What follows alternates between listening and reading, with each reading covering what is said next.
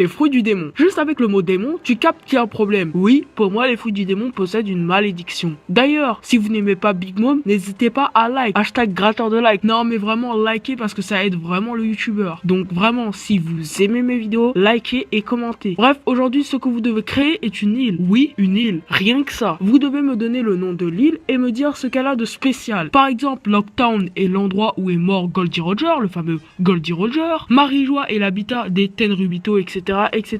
Toutes les îles ont une chose spéciale. Donc, dans les commentaires, vous me donnez le nom de l'île et sa spécialité. Sur ce, je vous souhaite une bonne théorie. C'était Tachi Matatode.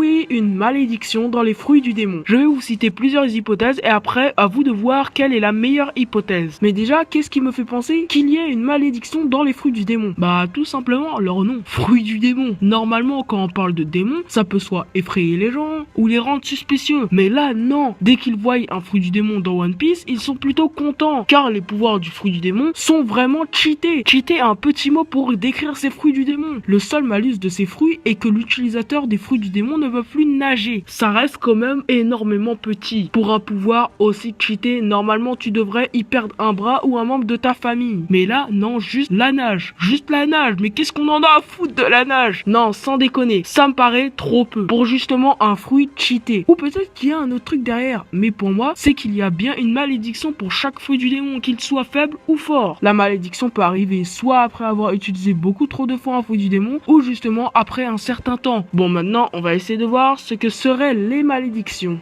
La possession dans One Piece est bel et bien présente. Par exemple, Cavendish, qui est habité par un démon, est bel et bien possédé car on voit qu'il possède une deuxième personnalité. D'ailleurs, le cas de Cavendish est assez spécial et j'en reparlerai plus tard. Aussi, il y a Usopp qui est entre guillemets habité par Sogeking. Là, ce n'est pas vraiment une âme de démon, mais plutôt de brave guerrier. Je pense tout simplement que Usopp se ment à lui-même. Tellement qu'il ment, il est lui-même dans ses mensonges. C'est très flou, mais je pense que vous avez compris. Car oui, Usopp ne sait même pas qu'il est Sogeking, mais il sait qu'il existe. Bon, après, Usopp, c'est un vrai délire. Après, il y a l'eau qui peut déplacer une âme dans un autre corps. D'ailleurs, ça veut dire que l'eau a un certain contrôle sur les âmes. Il ne contrôle pas seulement les parties du corps. Mais on ne reparlera pas trop de ça dans cette vidéo. Après, il y a plusieurs personnes qui pensent que Barbe Noire aurait une triple personnalité. Et ça, c'est vraiment intéressant. Car Teach est quand même dans le côté obscur de la force. C'est un peu le méchant de One Piece. Il a tout pour représenter le méchant parfait. Il a la dégaine et le flow de Dark Vador et Voldemort réunis. De plus, il a cette aura qui se dégage de son corps, qui est ma foi plutôt sombre. Cette aura vient de son fruit du démon. Moi je dis ça seulement hypothétiquement, mais peut-être que Teach a un démon en lui. Et vous savez toujours, quand quelqu'un a une sorte de démon en lui, il se fait rejeter par les autres, comme on peut le voir dans cette photo. Teach est triste, il était petit. Il ressemble beaucoup à Naruto enfant qui se faisait rejeter, car il avait un démon renard en lui. D'ailleurs, pourquoi Teach est le seul qui peut manger 2 fruits du démon? Peut-être car il a un démon en lui, qui lui permet de manger ce fruit du démon. Bon, après ça reste seulement hypothétique. Ne prenez pas cette hypothèse à la lettre. Après, comme autre sort de démon, il y a Magellan qui a le flow d'un démon. Allez voir ma vidéo pour en savoir plus. Il y a Zoro qui a aussi une technique nommée Ashura, et en utilisant cette technique, il a en quelque sorte une apparence de démon. Ou même Sanji qui maîtrise le feu et qui a quelques noms de techniques ma foi suspicieux. Mais le cas le plus intéressant est Cavendish. Lui, il a clairement un démon en lui. Et j'aurai une petite explication. Alors écoutez-moi bien, sinon vous allez rien comprendre, ni genre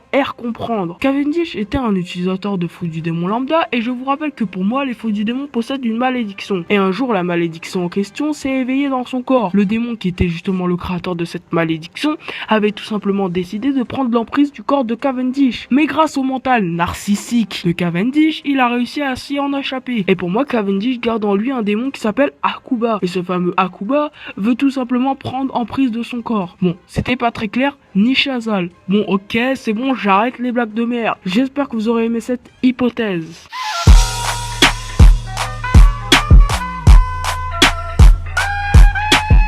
Ça reste simpliste, mais crédible. Quand on parle de malédiction, on pense directement à une maladie. Après, ça reste mon avis. Pas mal de grands pirates comme Goldie Roger, Barbe Blanche, sont morts d'une maladie, mais on ignore encore de quoi il s'agit. Peut-être que cette maladie est due à la malédiction des fruits du démon. Mais bon, après, on n'a pas la validation de Oda pour dire que Roger avait un fruit.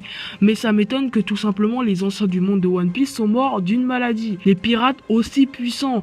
Alors que Riley, qui lui n'a pas de fruit du démon, n'a rien du tout. Il est en bonne forme. Pareil pour Garp ou encore Kuera. Les seuls anciens qui ont un fruit du démon qui ne sont pas malades sont Tsuro et Sengoku. Mais après, je vous rappelle que ça reste seulement hypothétique. Et donc voilà, c'est la fin de cette vidéo. Mais ne quittez pas, il y a un moment de lecture où je lis vos créations.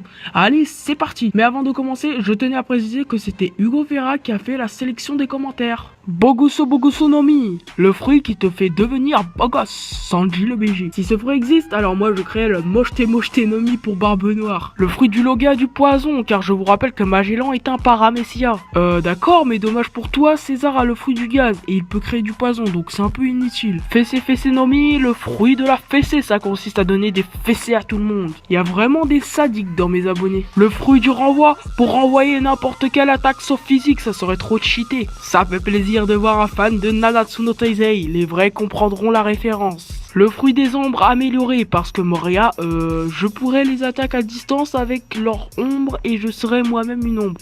Désolé, c'est un peu nul comme fruit, vu qu'il existe déjà, mais au moins tu auras essayé. Le soleil nomi, le fruit du soleil. Ça pourrait vraiment être intéressant comme fruit du démon. Le gai nomi, pour être aussi badass que Gaimon. À ne pas confondre avec le gay nomi. Mon fruit de type Zoan serait une transformation en baleine, car j'aime Jinbei plus sérieusement, car si tu te transformes en baleine, t'écrases tout le monde. Tu pourras enfin écraser Big Mom, cette baleine. Le donut nomi qui ressemble à Ace à Marineford. Mais non, respectez un peu Ace, il est mort, respectez les morts. Le fruit du démon de la volonté, pour qu'aucun rêve ni passion aussi profonde soit-elle ne puisse nous échapper. On a fini par une belle phrase, bref, c'est la fin de cette vidéo, j'espère que vous avez kiffé. Sur ce, c'était Tachi, sayonara.